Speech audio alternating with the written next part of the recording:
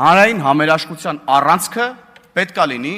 Հայաստանի Հանրապետության սահմանադրությունը։ Եվ այն համերաշխությունը, որը իրենք ձևավորել էին նաև սահմանադրության շուրջ, մութ պադյեզներում, զրուցարաններում, իրենց գրասենյակներում գրված եւ ընդունված սահմանադրության շուրջ այդ համերաշխությունը, որ ձևավորել էին, հիմա էլ պայքարում են, որ այդ ճարտարապետությունը վերջնականապես չքանդվի, որ իրենց դատավորներն ունենան իրենց համապատասխան տեղերում եւ այլն եւ այդպես շարունակ։ Մենք ասում ենք, որ Հայաստանի Հանրապետության քաղաքացու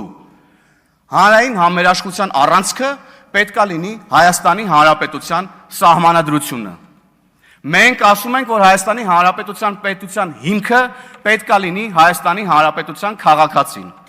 Պետականա կենտրոն, պետականա սեր,